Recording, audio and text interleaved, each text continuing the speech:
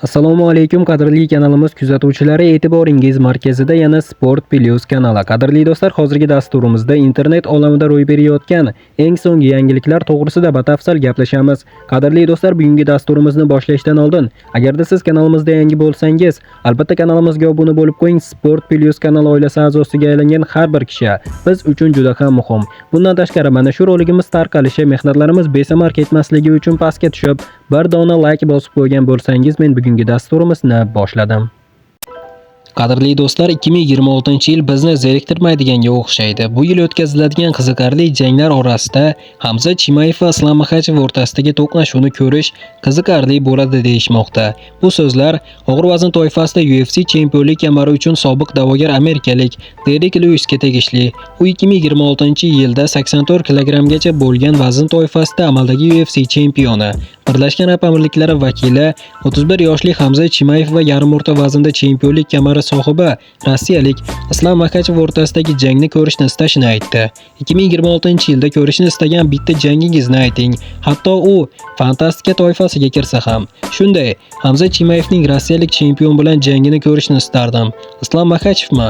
Ha, men ularning qanday jang qilishini ko'rishni istardim. Bu ajoyib bo'lar, dey Lewisning so'zlarini keltiradi Sport telekanali. Qadrli do'stlar, aynan siz qanday fikrdasiz?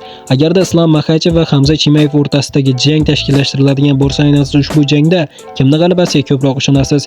Ularning jangi shaxsan men uchun ham juda ham qiziq, chunki ikkalasi ham ko'proq parterda ishlashadi. Kimni kurashi kuchliroqligini sinash uchun ham bu ajoyib tanlov bo'lardi. Qadrli do'stlar, shaxsan mening fikrimcha ushbu jangda katta ehtimol Islom Makhachev g'alaba qozonadi va aynan siz qanday fikrdasiz? Hamza Chimayev mag'lubiyatsiz kelmoqda, Islom Makhachevda esa bitta mag'lubiyat va ikkita vazn toifasidagi UFC chempionlik kamari bor.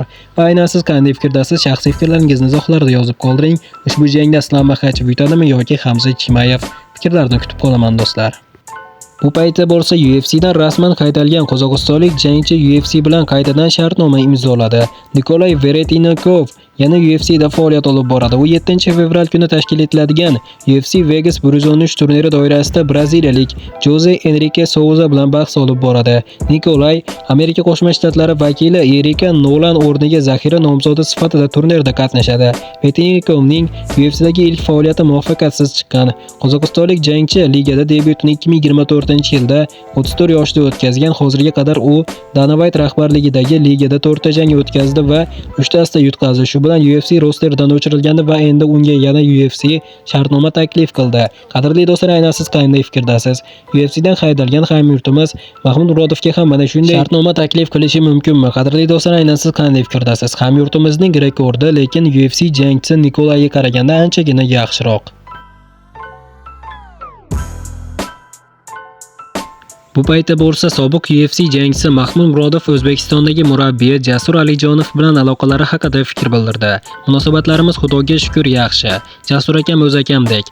Jasur akani yaxshi ko'raman, hurmat qilaman. Har kuni yozishmasak-da, har doim bir-birimizni har qanday vaziyatda ham qo'llab-quvvatlab turamiz. Munosabatlarimiz avvalgidan yaxshi edi, hozir ham yaxshi va keyin ham shundaygacha qoladi deb fikr bildirgan hamyurtimiz Mahmud Murodov. Bu paytda bo'lsa UFC prezidenti Dana White 2025-yilgi mavsumning eng yaxshi submissionini aniqladi. Yarim o'rta vaznda 77 kg-gacha bo'lgan vazn toifasida amaldagi UFC chempioni Islom Makhachev ushbu nominatsiya g'olibi bo'ldi. Rossiyalik 34 yoshli aralash yakka kurash ustasi UFC 311 turniri doirasida jangda braziliyalik Renato Moicanoni bo'g'ish usuli bilan mag'lubiyatga uchratgan edi. Aynan shu usul 2025-yilning eng yaxshi submissioni deb topildi. Ayni paytda Islom Makhachev UFC 16 ta g'alabali seriya qayd etmoqda. Islom hisobida jami 28 ta g'alaba va bitta mag'lubiyat bor. U so'nggi jangini Nyu-Yorkda o'tgan UFC 322 turnirida avstraliyalik Jack Della Madrinani hakamlarning yaqtil qarori evaziga mag'lub etib, yarim o'rta vaznda UFC chempioniga aylangan edi.